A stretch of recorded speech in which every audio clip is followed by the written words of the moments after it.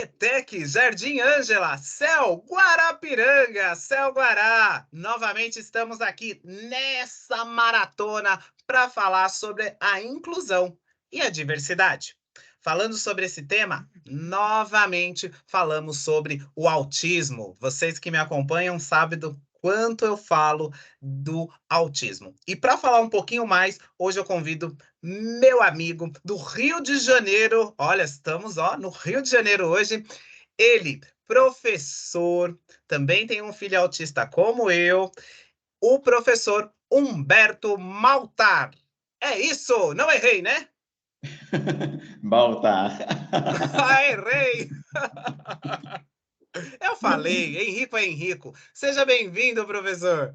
Tamo junto. Muito obrigado pelo convite. É uma honra para mim estar nesse espaço. Eu acho muito importante que nós, pessoas autistas, estejamos em todos os ambientes falando das nossas vivências. Eu sou um professor, sou um tradutor também, intérprete. Tenho trabalhado muito como consultor étnico-racial, também como facilitador de grupos reflexivos de homens e de pais. E agora, né, após a descoberta do meu diagnóstico no autismo aos 40 anos, eu passei a ser também um palestrante sobre o tema da neurodiversidade para empresas, escolas, universidades, instituições públicas e privadas. Então, para mim, é uma honra muito grande estar aqui nesse espaço e eu já quero agradecer por essa oportunidade.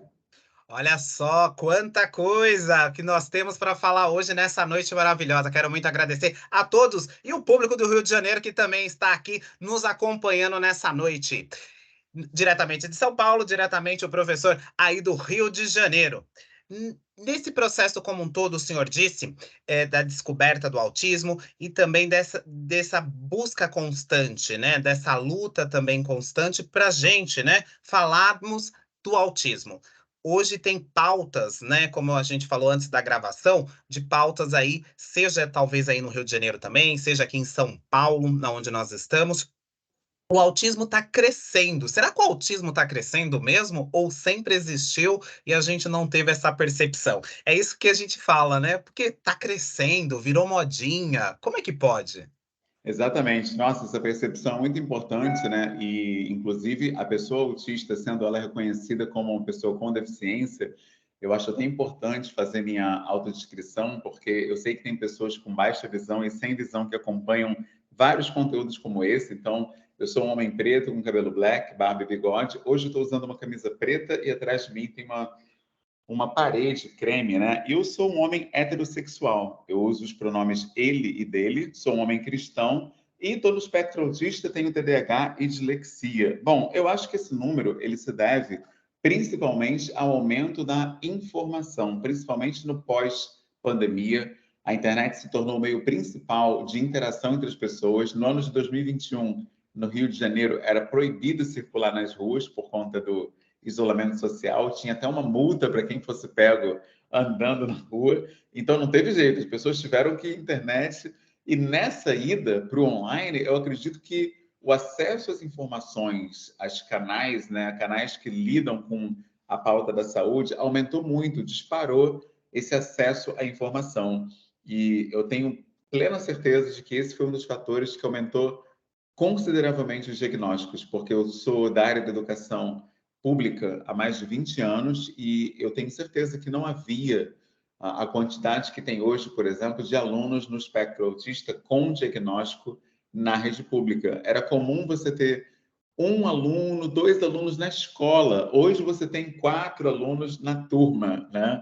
É uma outra realidade. E eu entendo que não é o número que está aumentando, mas a conscientização e o acesso, principalmente. Até a rede pública vem se equipando e hoje você consegue encontrar, com certa dificuldade, mas ainda consegue encontrar um psiquiatra na rede pública, um neurologista, um neuropediatra e assim muitas famílias vêm acessando o seu diagnóstico. Eu acho que está havendo avanços, óbvio que lentamente, porque eu sei que ainda há muitas regiões do Brasil onde o acesso à saúde mental, ao cuidado da saúde mental ainda é muito escasso. Eu próprio faço terapia na iniciativa privada, porque na pública eu não encontrei acesso a um terapeuta, a um psicólogo ou a um psiquiatra. Então, se não fosse meu plano de saúde, eu próprio não teria. acesso. O meu filho, a neuropediatra dele também é do meu plano de saúde, mesma coisa com relação às terapias dele, né, que são fonoaudióloga,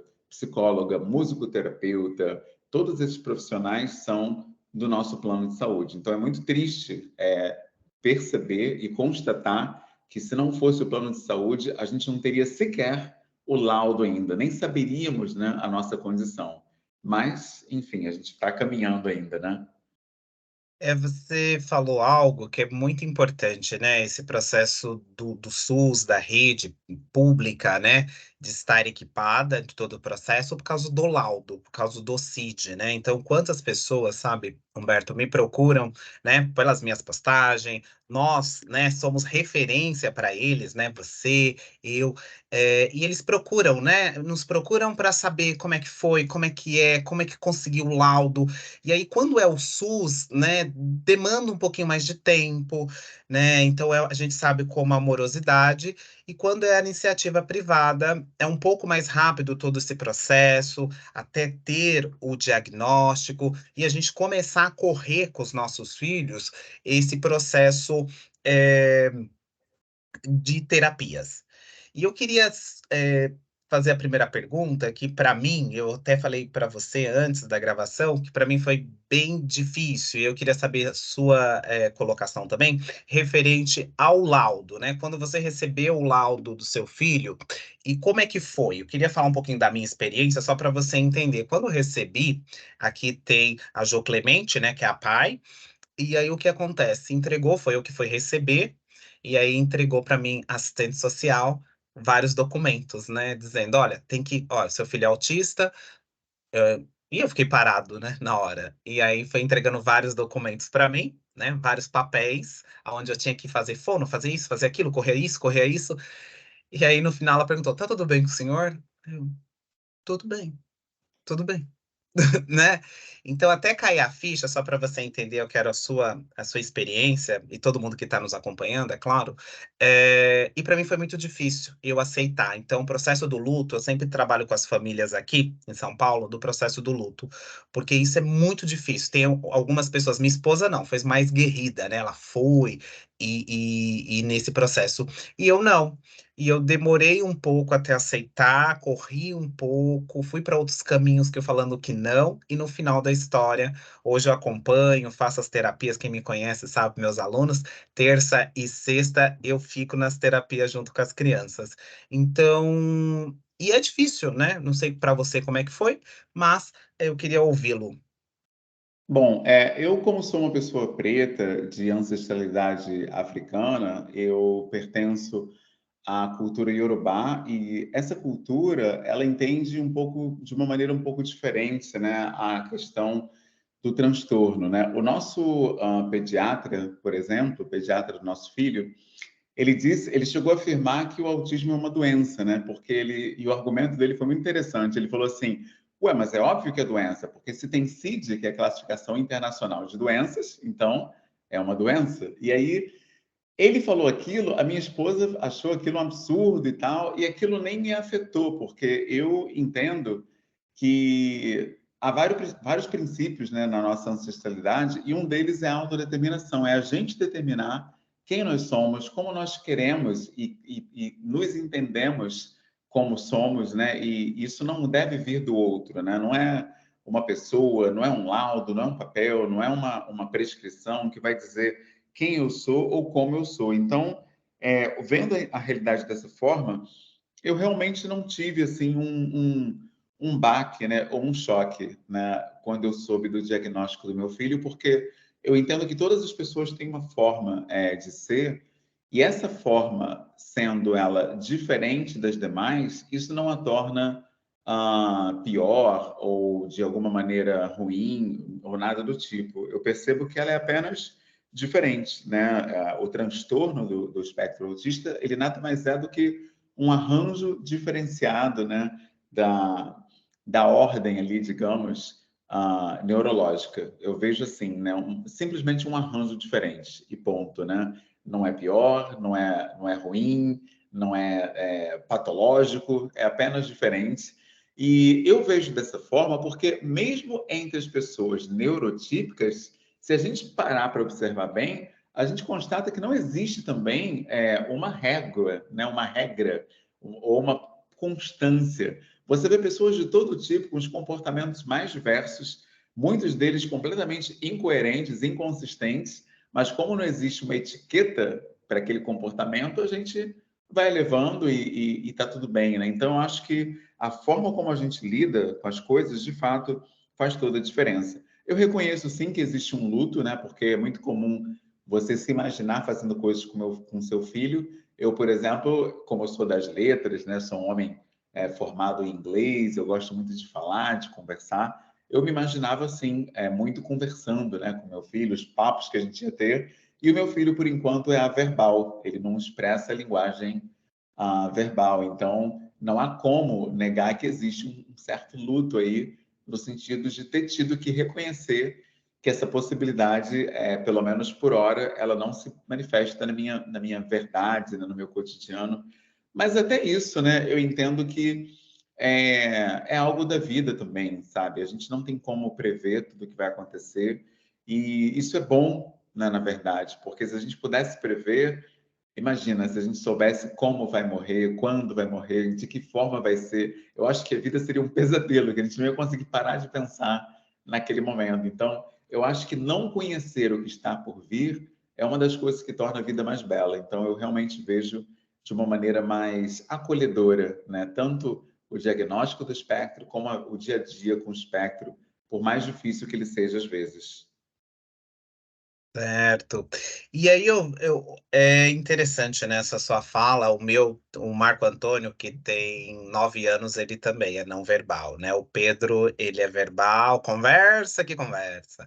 E é esse processo, né? Você vai convivendo e ali você vai tendo as visões, né? A gente pensa, como você mesmo ressaltou, né? Então a gente tem aquele processo, né, de imaginação, de como será. E a gente tem que nos adaptar à nossa realidade, né? Então, a nossa realidade de ouvinte ali, de entender os sinais, entender o que ele quer passar, né?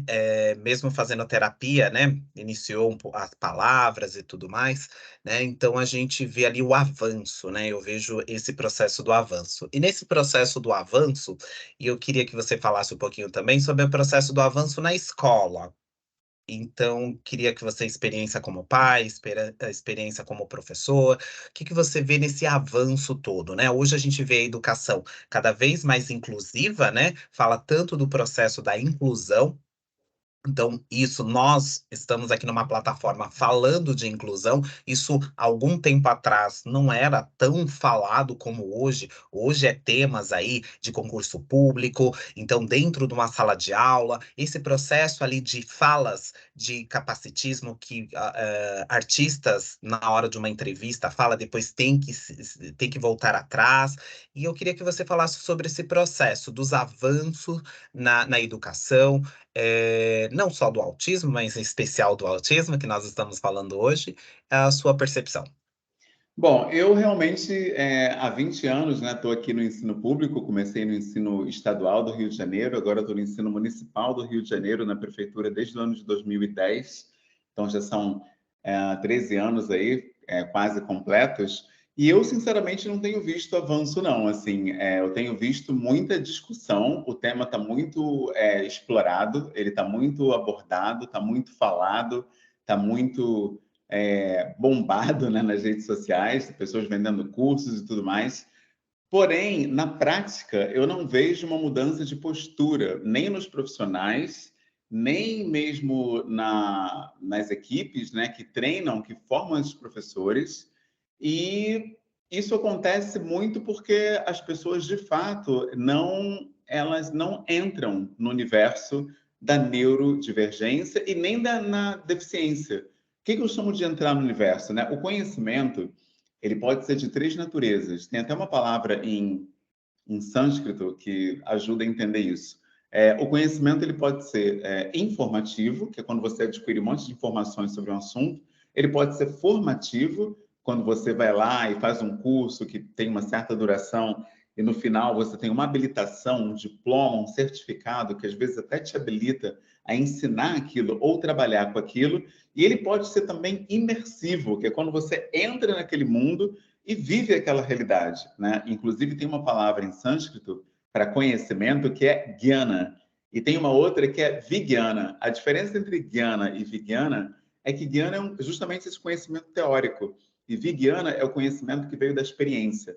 Eu acho que esse que vem da experiência, que é o que faz a diferença, é o que mais falta na escola. Então, para ilustrar o que eu estou dizendo, esse ano no conselho de classe, a professora da sala de recursos, ela no conselho de classe foi explicar para os professores o conceito de capacitismo. E eu fiquei impressionado em ver que era a primeira vez que muitos dos professores ali da Prefeitura do Rio de Janeiro, concursados há décadas, estavam tendo o primeiro contato com o conceito de capacitismo. Eu fiquei olhando aquilo de boca aberta. Eu fiquei, meu Deus, essas pessoas têm alunos com Down, têm alunos com TDAH, têm alunos do espectro autista, têm alunos com as mais diversas neuroatipicidades ou diversidades ou deficiências e nem sabem que podem ser capacitistas nas suas posturas, nos seus, sabe, nos seus posicionamentos, nem conhecem o termo. Se não conhece o termo, não sabe se é capacitista, porque tem um grande filósofo que diz que os limites do meu mundo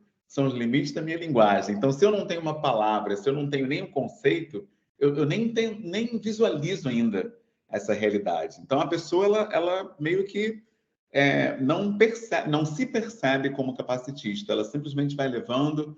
Tanto que já aconteceu isso comigo, né? Eu, como homem autista, eu já cheguei na escola de surpresa, sem ninguém me ver, e aí fui direto para a sala do lado dos professores, que é perto da coordenação, e escutei pessoas falando: Humberto vive no mundo da lua. Né? E essa frase é uma frase capacitista, você dizer que um autista vive no mundo da lua, por exemplo. Então, se educadores, em 2023, reproduzem isso, quer dizer, fica muito difícil de você formar alunos que sejam, de fato, acolhedores, inclusivos, compreensivos com a diversidade, porque os alunos vão se espelhar no seu líder de sala de aula, que é o professor. Então, o professor tem que ser o primeiro a dar o exemplo da equidade e do anticapacitismo. Por isso que eu não vejo tanto avanço assim acontecendo.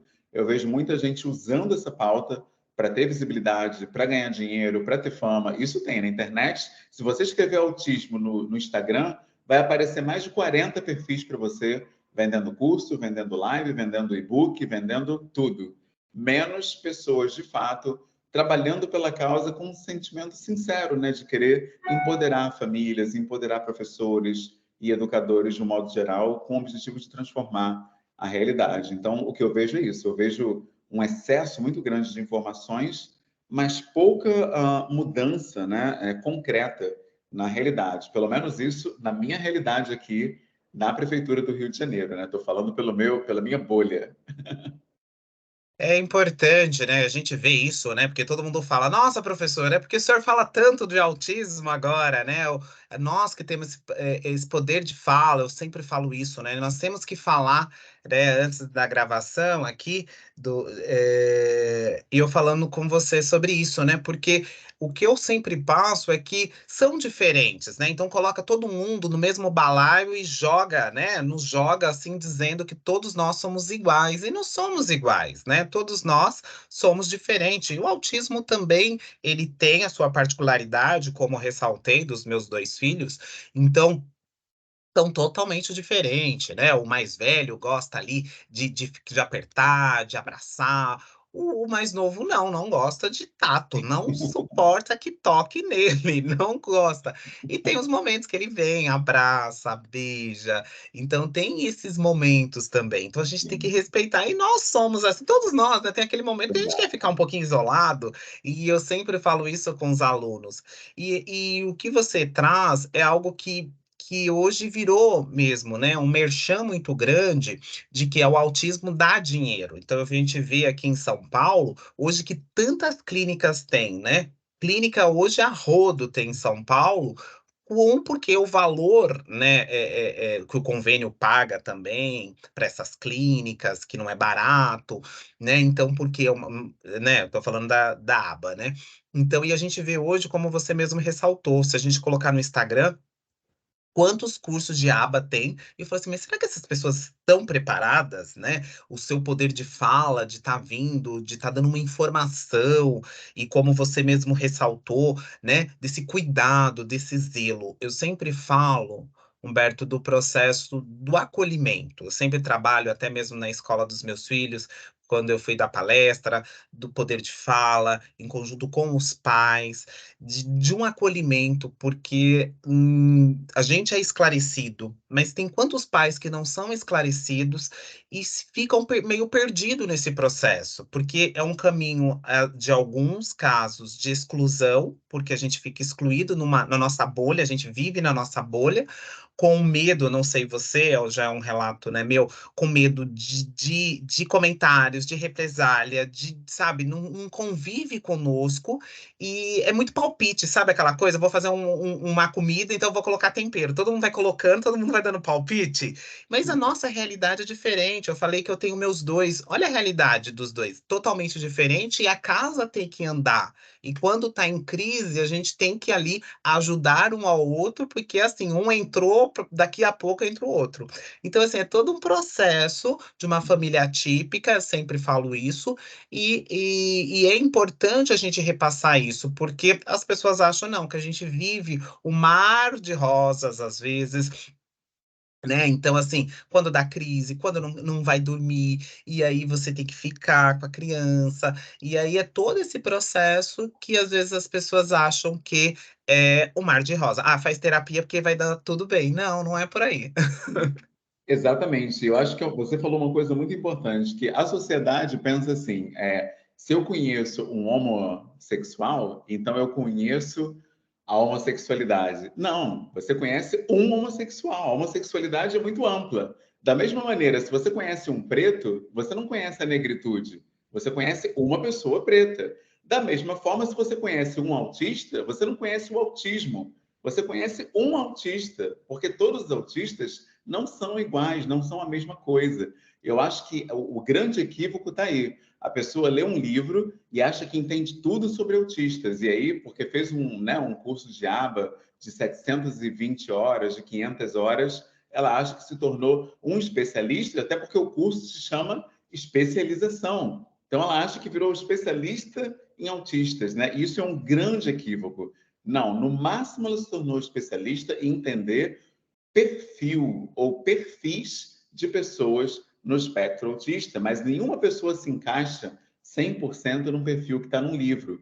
É muito importante se atentar. Eu gosto até das pessoas que são militantes, ativistas da causa, que dizem: eu não sou autista, eu sou uma pessoa autista. Elas trazem o pessoa para o centro da discussão, porque eu vejo muito essa galera que estuda o tema entender que é como se estivessem ficando especialistas em uma coisa, né? Como um relógio, como um celular, como se aquilo ali fosse um produto que você passa a entender tudo dele, mas pessoas não seguem essa dinâmica. Como você deu um exemplo brilhante dos seus filhos. Um adora toque, o outro não. Mas o que não gosta tanto tem hora que quer também, quer dar um beijo, quer dar um abraço, porque as pessoas são assim, elas são mutáveis e está tudo bem. Então, a conclusão disso eu estou querendo dizer que ninguém se torna especialista em autismo? Não, o que eu estou querendo dizer é que essa especialização ela não é estática. Você não termina um curso e ponto final é especialista. Você se especializa ao longo da caminhada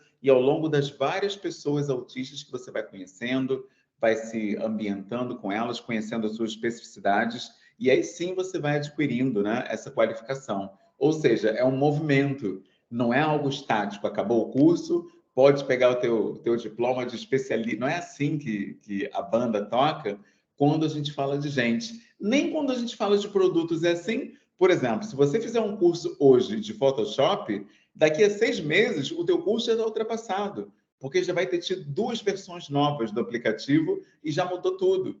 O autismo é a mesma coisa. Daqui a um tempo vão se fazer outras descobertas sobre o espectro e a pessoa que estudou ABA em 2023 não vai poder usar o mesmo repertório para cuidar de uma pessoa no espectro em 2025.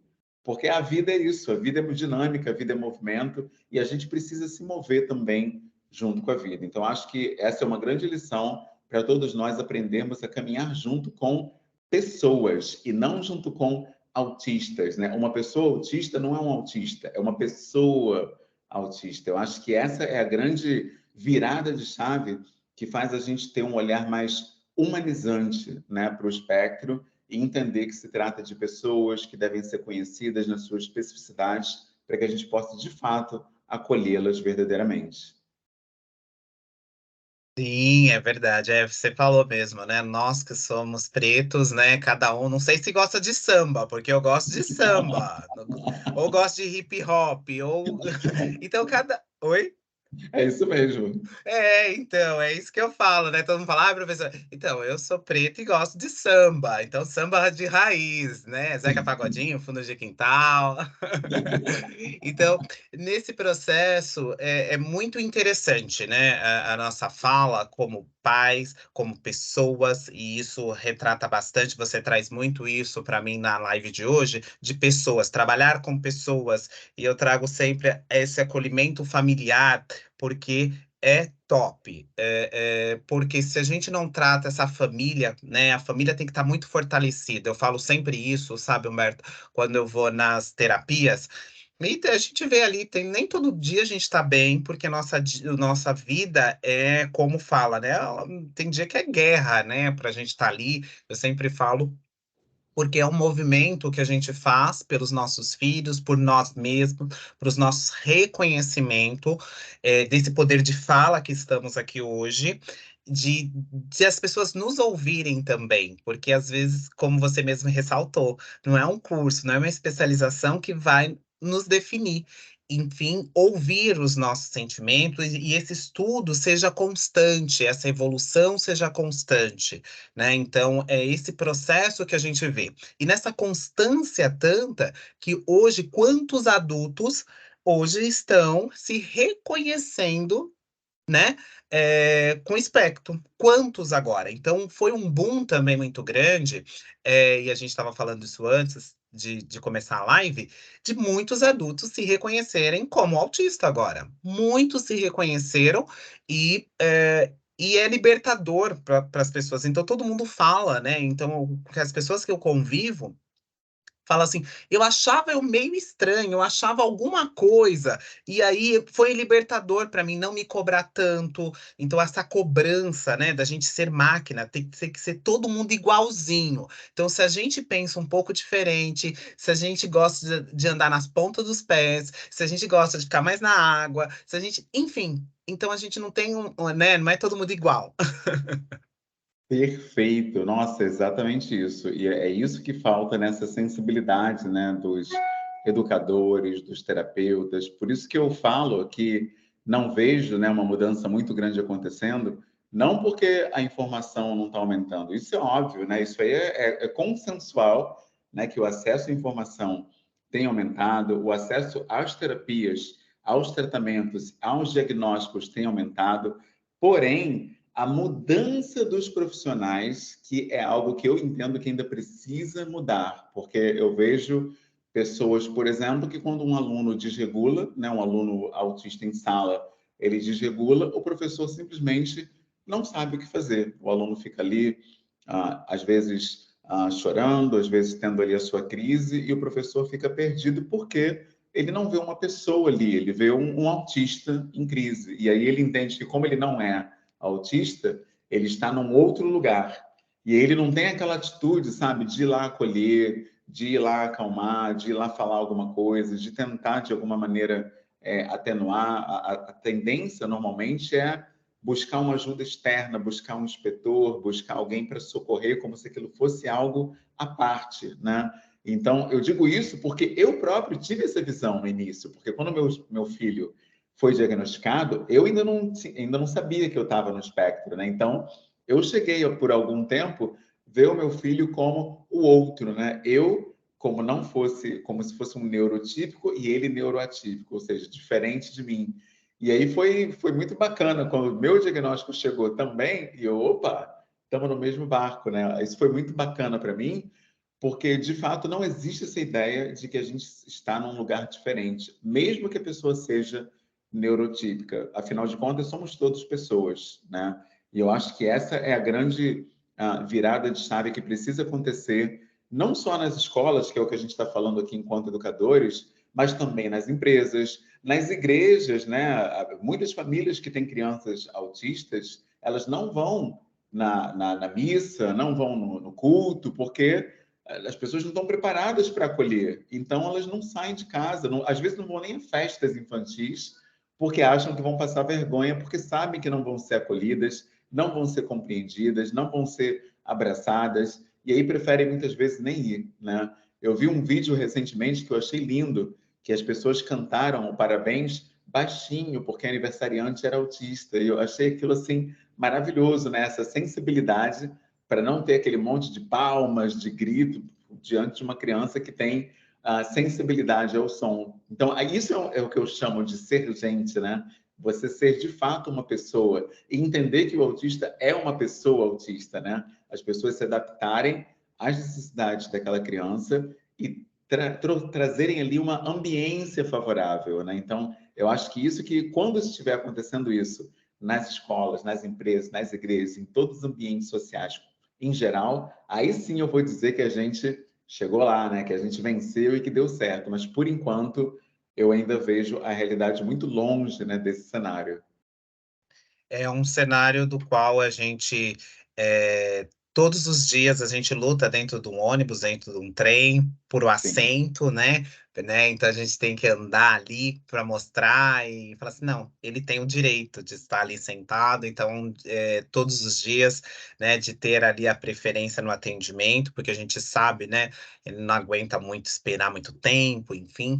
Então, todos os dias é uma luta, eu falo, né? Às vezes até uma guerra, porque você enfrenta ali leões todos os dias pelos seus direitos, pelos direitos dos nossos filhos. A gente vê isso diariamente.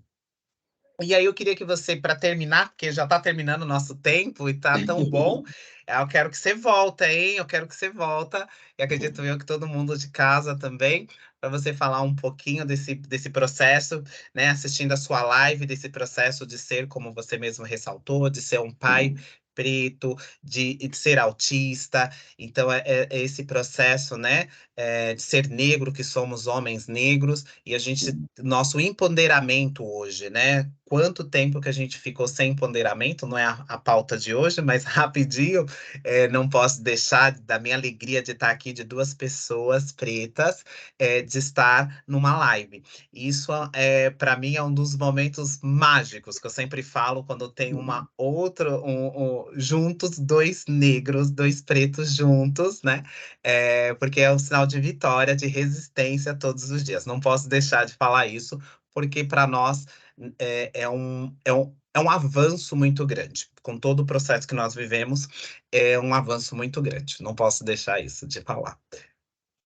Com certeza, eu fico muito feliz também, é uma honra para mim, e é por isso que eu falo, né, na ancestralidade africana, né, porque a gente tem repertório para lidar com tudo isso, e repertório ancestral, né, os nossos ancestrais deram ferramentas para a gente encarar esses desafios, deixaram provérbios, deixaram adinkras, deixaram itãs, deixaram contos, deixaram sabedoria ancestral, várias filosofias africanas para ajudar a gente nessa caminhada. Eu tenho feito muita questão de trazer esse repertório para as famílias pretas que caminham com a gente no coletivo Pais Pretos, né, que eu idealizei junto com a minha esposa lá atrás, em 2018, e a gente tem um grupo que eu até deixo aí o convite para todo mundo conhecer, chamado Quilombo Atípico, né, que é um grupo de pessoas atípicas, pais e mães atípicos que querem entender a atipicidade ou deficiência própria ou do seu filho ou filha, e a gente entende que a caminhada coletiva, ela sim é mais completa, né? Porque a família chamada nuclear, né? Que são os cuidadores e os filhos, muitas vezes não dão conta sozinhos, porque são muitas demandas, muitos desafios.